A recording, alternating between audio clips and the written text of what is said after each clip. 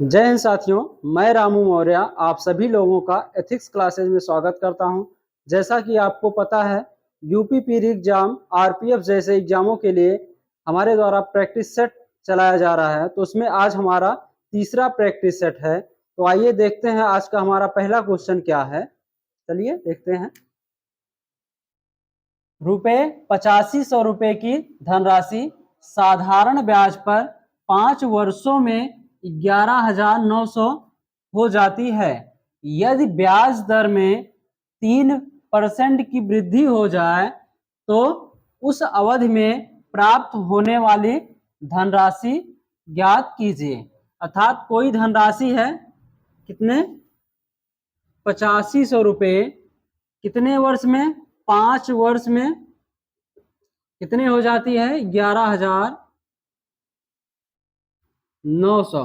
अर्थात मूलधन 8500 तो मिश्रधन कितना हो जा रहा है 5 वर्ष बाद 11,900। अब कह रहा है कि यदि ब्याज दर में 3% की वृद्धि हो जाए तो प्राप्त होने वाली नई धनराशि क्या हो जाएगी।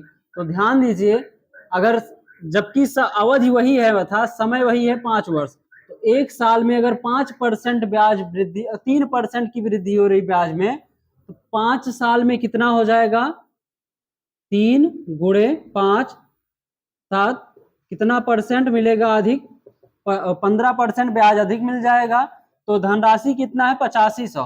तो हम क्या करेंगे, 8500 का 15% निकालेंगे, कितना आएगा, डबल जीरो कटा 15 पचे 75 के 5 कैरी 7, 15 अट्ठे 120 और 7 कितना हो जाएगा 127।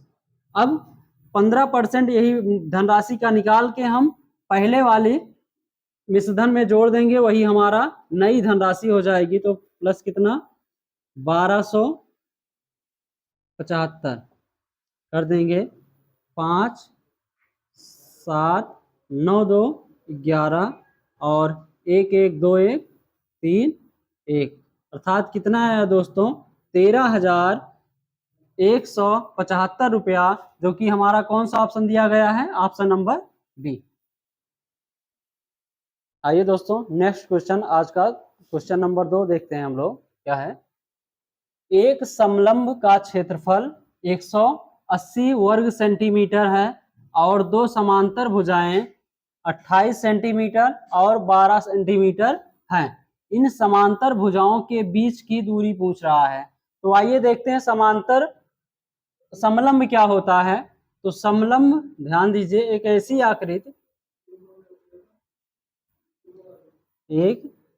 आकृति जिसकी दो भुजाएं तो समांतर होंगी और दो भुजाएं असमांतर, अर्थात आमने सामने की भुजा समांतर होगी लेकिन ये दोनों समांतर नहीं होंगी। अब कह रहा है समांतर भुजाएं कितने कितने हैं 28 सेंटीमीटर और 12 सेंटीमीटर। तो ये दिया गया है कितना 28 सेंटीमीटर और ये 12 सेंटीमीटर, और पूछ रहा है इन समांतर भुजाओं के बीच की दूरी, अर्थात ये दूरी पूछ रहा है, यश का मान पूछ रहा है अर्थात, और क्षेत्रफल दिया गया है। तो समलंब का क्षेत्रफल बराबर क्या होता है, समलंब का क्षेत्रफल बराबर होगा समांतर भुजा 1/2 और समांतर भुजाओं का योग, अर्थात 12 प्लस 28 प्लस 12, 28 प्लस 12 और गुणे में उनके बीच की दूरी, तो गुणे यच, और क्षेत्रफल कितना दिया गया है 180, अर्थात समलंब का क्षेत्रफल बराबर 1/2 समांतर भुजाओं का योग गुणे उनके बीच की दूरी। हम इसे सॉल्व कर देंगे। तो ध्यान दीजिए, 2 इधर जाएगा, कितना हो जाएगा 18 दूना 36, 360 और 28 और 12 कितना हो जाएगा 40 गुणे यच। अब 40 से इसे काट देंगे तो 0 से 0, 4 से काटेंगे कितने 9 बार में, तो यच बराबर कितना आया 9 सेंटीमीटर। यही इसके बीच की समांतर भुजाओं के बीच की दूरी आया, जो कि हमारा कौन सा ऑप्शन दिया गया है, ऑप्शन नंबर डी दोस्तों। चलिए दोस्तों अगला क्वेश्चन देखते हैं। क्वेश्चन नंबर 3 आज का है 36 सेंटीमीटर गुणे 18 सेंटीमीटर गुणे 12 सेंटीमीटर विमाओं वाले एक घनाभ को पिघलाकर 6 सेंटीमीटर भुजा के घन बनाए गए। इस प्रकार बने घनों की संख्या कितनी है पूछ रहा है। तो ध्यान दीजिए, एक घनाभ है जिसे पिघलाकर क्या बनाया जा रहा है, घन बनाया जा रहा है। अब पूछ रहा है घनों की संख्या कितनी है, मतलब कितने घन बनाए जा सकते हैं घनाभ को पिघलाकर। तो जब भी पिघलाकर किसी चीज को बनाया जाएगा तो उसके आयतन के बराबर, अर्थात दोनों का आयतन सेम होगा। तो ध्यान दीजिए यहाँ पर घनाभ का आयतन क्या होता है, लंबाई गुणे चौड़ाई गुणे ऊंचाई, वही दिया गया है। उसका बीमा कितना दिया गया, 36, 18 और 12। तो 36 गुणे 18 गुणे 12, घनाभ का आयतन बराबर डायरेक्ट होता है लंबाई गुणे चौड़ाई गुणे ऊंचाई, वही तीनों बीमा दिया गया है। तो बराबर क्या हो जाएगा, मान लीजिए यन घन बनाए जाते हैं तो यन गुणे एक घन का आयतन। अब घन का आयतन बराबर क्या होता है, भुजा का क्यूब। अब घन का भुजा कितना दिया गया है, 6, तो 6 का हम क्या कर देंगे, क्यूब। अब यहां से यन का मान हमें निकालना है। तो ध्यान दीजिए 36 गुणे 18, 36 गुणे 18 गुणे 12, जबकि यहाँ क्या है, यन गुणे 6 गुणे 6 गुणे 6 3 बार है। तो 6 गुणे 6 कितना, 36, 36 से 36 कट जाएगा। उसी प्रकार 6 से काट देंगे, 6 त्रिक 18।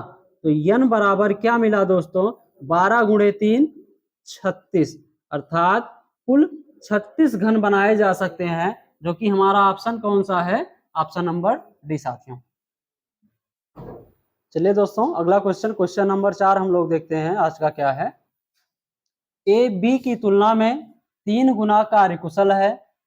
ए को किसी कार्य को पूरा करने में 20 से 24 दिन कम समय लगते हैं। यदि वे एक साथ मिलकर कार्य करते हैं तो वह कार्य कितने दिन में पूरा होगा। तो आइए देखते हैं, ए और बी दो व्यक्ति हैं, इनकी कार्य क्षमता का रेशियो दिया गया है, अर्थात कार्य क्षमता या कार्य कुशलता। कार्य क्षमता का रेशियो क्या है कि ए बी की तुलना में 3 गुना कार्य सक्षम है, अर्थात बी अगर एक दिन में एक काम करेगा तो ए कितना करेगा, 3। जब भी कार्य क्षमता का रेशियो दिया होगा तो समय का रेशियो क्या हो जाएगा, सेम उसका विपरीत। तो यहां से समय का रेशियो क्या मिलेगा, 1:3। अब कह रहा है, ध्यान दीजिए, बी से ए को किसी कार्य को पूरा करने में 20 से 24 दिन कम समय लगते हैं।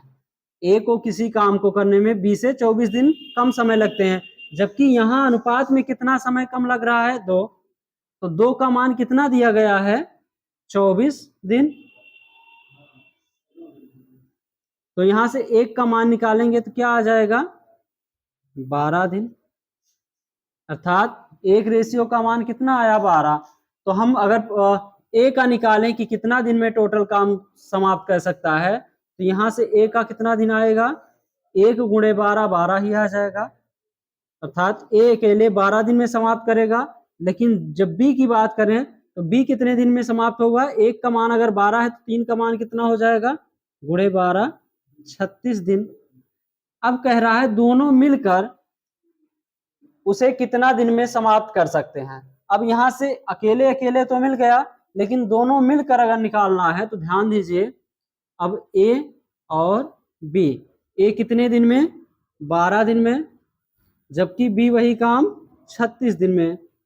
अब दोनों मिलकर कर रहे हैं तो सबसे पहले हम टोटल काम निकालेंगे, क्या हो जाएगा, एलसीएम इसका 36, 12 तिया 36 और 36 सिक्के 36। अब ए प्लस बी का एक दिन का काम कितना आएगा, आ जाएगा, 3 1 4। अब टोटल 36 काम करना है तो कितने दिन में समाप्त करेंगे, 36 बटा एक दिन का काम 4, 4 से काट देंगे कितना आ जाएगा, 4 9 36, अर्थात हमारा दोस्तों आंसर क्या आ जाएगा, ऑप्शन नंबर ए 9 दिन। आइए दोस्तों अगला क्वेश्चन, क्वेश्चन नंबर 5 हम लोग देखते हैं क्या है आज का। 3 साझेदार ए, बी और सी कुल 30,000 रुपए की धनराशि का निवेश करते हैं।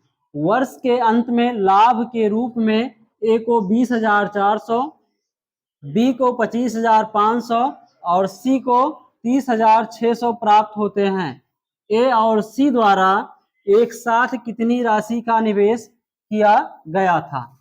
तो ध्यान दीजिए, जब समान समय के लिए तीनों व्यक्ति धनराशि लगाए हैं तो जो पूंजी का रेशियो होगा वही लाभ का रेशियो।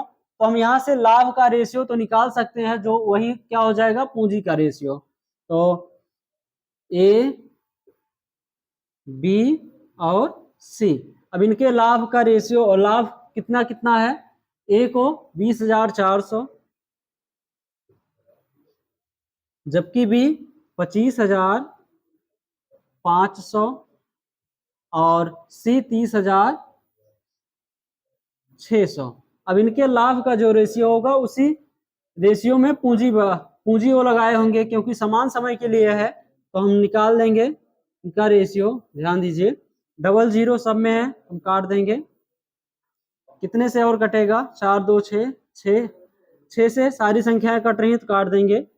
6 3 18, 6 4 24। इसी प्रकार एक सेकंड, 6 से नहीं कटेंगी तो 3 से काट देंगे। तो 3 छक्के 18 और 3 अट्ठे 24। उसी प्रकार इसे काटेंगे, 3 अट्ठे 24 और 3 पचे 15। और फिर इसे काटेंगे तो 3 इक्के 3 0, 3 दूना 6। अब किससे कटेंगे, ध्यान दीजिए, 17 से कटेंगे। 17 चौका 68, 17 पचे 85 और 17 छक्के 102, अर्थात 4:5:6 के अनुपात में उनका पूंजी भी लगाया गया होगा। पूछ रहा है टोटल धनराशि कितना है, 30,000, और पूछ किसका रहा है, ए और सी का। तो हम यहां से अनुपात का योग करेंगे तो 4 5 9 6 15, अर्थात 15 यूनिट का मान कितना दिया गया है यहाँ, 30,000। तो ये का मान कितना हो जाएगा दोस्तों, 2,000। अब पूछ किसका रहा है, ए और सी का, तो इसका अनुपात का योग कितना है, 4 + 6 10, अर्थात ए प्लस सी का पूछ रहा है तो इनका अनुपाती योग कितना हो रहा है, 10। और एक अनुपात का मान अगर 2,000 आ रहा है तो 10 अनुपात का मान क्या हो जाएगा, गुणे 2,000, अर्थात 20,000 हमारा आया दोस्तों। कौन सा ऑप्शन है, ऑप्शन नंबर सी। चलिए दोस्तों आज का क्वेश्चन नंबर 6 हम लोग देखते हैं क्या है। राजू ने रवि को 10% के लाभ पर एक वस्तु बेची। रवि ने राहुल को 10% की हानि पर यह वस्तु बेची। यदि राहुल ने रवि को 1485 रुपए का भुगतान किया तो राजू ने रवि को किस मूल्य पर वस्तु बेची। तो कह रहा है राजू ने रवि को 10% के लाभ पर बेची। तो मान लीजिए राजू का क्रय मूल्य कितना है, x रुपया। अब राजू ने रवि को कितने में, 10% के लाभ पर। तो अगर 10% लाभ ले रहा है तो 100% में क्रय मूल्य होगा, तो विक्रय मूल्य कितना हो जाएगा, 110%, अर्थात x का 110%। अब राजू ने रवि को कितने 10% के लाभ में बेची, तो विक्रय मूल्य कितना हो गया, x का 110%। अब कह रहा है रवि ने राहुल को 10% की हानि पर बेच दी। तो अब इसे 10% की हानि पर बेचा जा रहा है, किसको, राहुल को। तो 10% हानि अर्थात 90% में बेचा जाएगा, तो गुणे 90/100। अब राहुल ने रवि को कितने 1485 दिया, अर्थात लास्ट वैल्यू इसका कितना आ रहा है, 1485। 1485 अब हम इसे सॉल्व करेंगे, ध्यान दीजिए। 2 जीरो से 2 जीरो कट गया, यहाँ से 9 से देखेंगे कटेगा, 9 से तो कट रहा है, 9 इक्के 9 और बचा कितना 48, तो 9 पचे 45 और 3 नहीं कटेगा, तो 11 से चेक कर लेंगे, ध्यान दीजिए। तो 11 या 4 1 5 5 10 8 18, 3 से कट रहा है, काट देंगे, 3 त्रिका 9, 3 चौक 12 और कितना बचा 28, तो 3 9 27 और 3 पचे 15, 5 4 9, अभी भी 3 से कट रहा है, तो 3 इक्के 3 और 3 छक 18, 3 पचे 15। अब देखिए 11 से कट रहा है, 11 इक्के 11 और 11 पचे 55। अब यहाँ से यक्स बराबर क्या हो जाएगा, यहाँ 100 भाग में है तो इधर जाएगा तो क्या हो जाएगा गुणा में, तो 15 गुणे 100 अर्थात 1500। अब पूछ रहा था कि ध्यान दीजिए, राजू ने रवि को किस मूल्य पर बेची, तो कितने 10% लाभ लेकर राजू ने रवि को 10% लाभ लेकर बेच रहा है, तो राजू का क्रय मूल्य यहाँ से कितना है 1500, तो हमें 10% लाभ लेकर बेच रहा है, तो क्या हो जाएगा 1500 का चाहे हम 110% निकाल दें या 10% निकाल के जोड़ दें, तो हम डायरेक्ट 110% निकाल देंगे, 00 और 15 से ध्यान दीजिए कटेगा 15 0, 15 इक्के 15 के 5 और 15 इक्के 15, 15 1 16, अर्थात कितना आया हमारा दोस्तों 1650, जो कि ऑप्शन नंबर कौन सा है, ऑप्शन नंबर डी। चलिए दोस्तों नेक्स्ट क्वेश्चन देखते हैं हम लोग क्या है आज का। ए और बी की आयु का औसत 25 वर्ष है, बी और सी की आयु का औसत 30 वर्ष है और सी और ए की आयु का औसत 32 वर्ष है, तो सी की आयु वर्षों में क्या है पूछ रहा है। तो अगर औसत दिया गया है दो व्यक्ति ए और बी का, तो योग क्या हो जाएगा, ध्यान दीजिए, ए प्लस बी का योग अर्थात ए और बी का योग, औसत 25 है, दो व्यक्ति हैं तो 25 गुणे 2 कितना हो जाएगा 50। उसी प्रकार बी और सी, तो बी प्लस सी, अब उसका औसत कितना दिया गया 30 वर्ष, तो 30 गुणे 2 कितना 60, और सी और ए की औसत आए तो सी और ए की योग क्या हो जाएगा, औसत कितना दिया गया है 32, तो 32 गुणे 2 करेंगे क्या होगा 64। अब यहाँ से अगर हम जोड़ लेंगे, ध्यान दीजिए दोनों तरफ का वैल्यू, तो यहाँ क्या हो जाएगा, सब जगह 2a 2b और 2c है, तो हम 2 कॉमन ले लेंगे, तो क्या हो जाएगा a प्लस बी प्लस सी, अर्थात 2a 2b 2c बराबर क्या हो जाएगा, इसे भी जोड़ लेंगे, 0 0 4 और 6 5 11 11 6 कितना हो जाएगा 17, अर्थात 2 बार ए बी सी को जोड़ेंगे तो कितना आएगा 174, तो ए प्लस बी प्लस सी का मान यहाँ से क्या हो जाएगा 2 अट्ठे 16 और 2 सत्ते 14, तो ए प्लस बी प्लस सी का मान कितना आया 67। हमें पूछ किसका रहा है सी का, अगर ए प्लस बी प्लस सी में से हम सिर्फ ए और बी का घटा देंगे तो सी का अपने आप आ जाएगा, तो a प्लस बी का मान कितना है यहाँ से 50, तो घटा देंगे c बराबर क्या हो जाएगा 67, इसमें से a और b का वैल्यू घटाएंगे तो कितना है 50, घटा देते हैं, तो 67 में से 50 घटाएंगे, ध्यान दीजिए कितना आ रहा है यहाँ, तो यहाँ कुछ मिस्टेक हो रहा है, ध्यान दीजिए यहाँ गलत कटा है, ध्यान दीजिए 2 से काट रहे हैं, 2 अट्ठे 16 होगा, तो 87 आएगा, तो अब हमें क्या करना है 87 में से घटाना है ए और बी का वैल्यू 50, तो घटा देंगे क्या आ जाएगा 37, तो सी का मान कितना आया 37, जो कि ऑप्शन नंबर ए है दोस्तों। चलिए दोस्तों अगला क्वेश्चन देखते हैं। एक धनराशि का साधारण ब्याज 12 - 2/4% वार्षिक दर पर कितने वर्षों में मूलधन के बराबर हो जाएगा।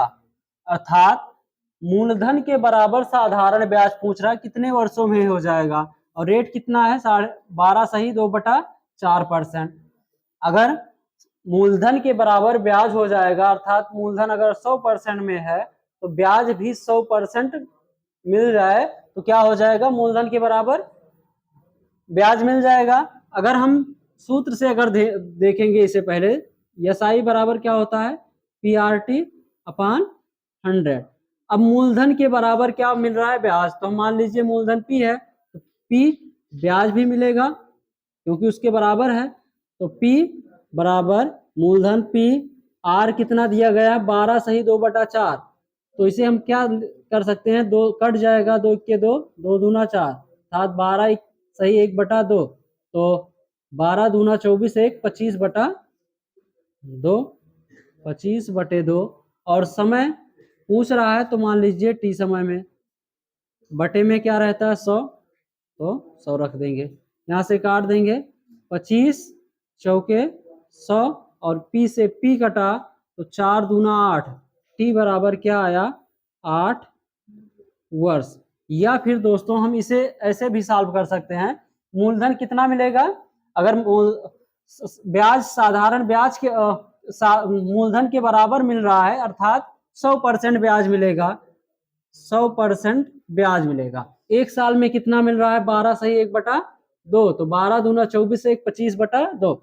अगर एक साल में 25/2% ब्याज मिल रहा है तो 100% कितने समय मिलेगा, हम कितने वर्ष में हम भाग दे देंगे 25/2 से, तो 2 ऊपर चला जाएगा, यहाँ परसेंट था 25% से परसेंट कट जाएगा, 25 चौका 100 और 4 दूना 8 वर्ष। चाहे इस तरीके से लगा लीजिए या फिर इस तरीके से। चलिए दोस्तों नेक्स्ट क्वेश्चन देखते हैं। क्वेश्चन नंबर 9, यदि 8 और 20 का तृतीय समानुपात P है और 3, 5 व 24 का चतुर्थ समानुपाती Q है, तो 2P + Q का मान ज्ञात कीजिए।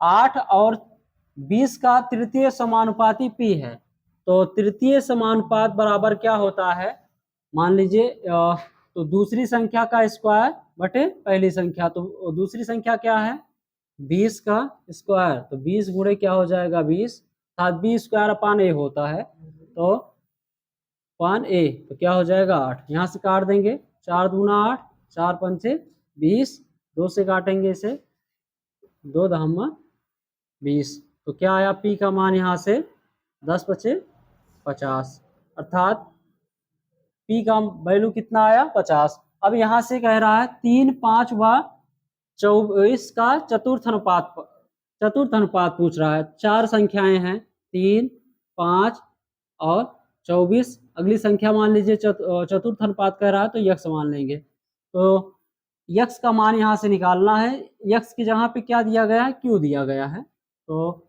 हम क्या रखेंगे क्यू। तो क्यू का मान पूछ रहा है, तो ध्यान दीजिए बीच का गुणनफल, मतलब बीच वाली दोनों संख्याओं का गुणनफल बराबर होता है कि दोनों किनारों के गुणनफल के बराबर। तो यहाँ से 3 गुणे क्यू क्या हो जाएगा 3 क्यू, और 24 पंचे 120, हम यहाँ से काट देंगे 3 से, क्या हो जाएगा 40, अर्थात क्यू का मान या चतुर्थ अनुपाती क्या आया 40।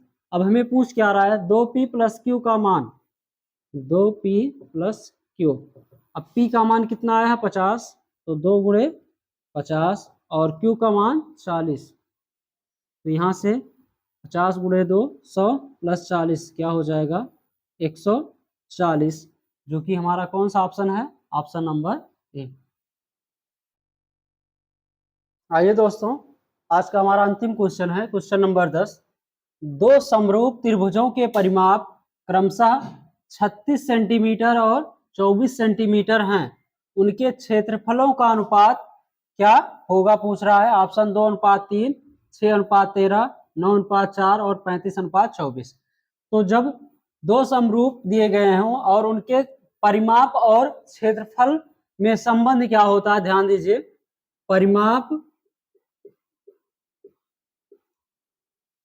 का स्क्वायर करेंगे बराबर क्या हो जाएगा, क्षेत्रफल। अर्थात पहले त्रिभुज का परिमाप कितना है 36, तो इसका स्क्वायर 36 गुणे 36। उसी प्रकार दूसरे त्रिभुज का परिमाप कितना है 24, तो 24 का स्क्वायर बराबर क्या हो जाएगा त्रिभुज के क्षेत्रफल। तो मान लीजिए पहला त्रिभुज का क्षेत्रफल ए है, दूसरे का बी, तो ए और बी का अनुपात पूछ रहा है, क्षेत्रफलों का अनुपात, तो हम निकालेंगे। ध्यान दीजिए यहां से क्या हो जाएगा 36 गुणे 36, नीचे क्या हो जाएगा 24 गुणे 24 बराबर ए बटे बी, काट देंगे 12 3 36, 12 दूना 24। उसी प्रकार यहाँ भी 12 थे 36, 12 दूना 24। तो यहाँ से ए अनुपात बी क्या आया दोस्तों 3 गुणे 3 क्या हो जाएगा, या फिर ध्यान दीजिए 3 त्रिका 9, ए बटा बी बराबर 9 बटा कितना 4। तो रेशियो क्या मिला यहाँ से ए अनुपात बी का 9:4, जो कि हमारा सही आंसर है। कौन सा, ऑप्शन नंबर सी। आज यहीं तक दोस्तों। यदि वीडियो आपको पसंद आया हो तो वीडियो को लाइक करें, शेयर करें और चैनल को सब्सक्राइब करें। जय हिंद साथियों।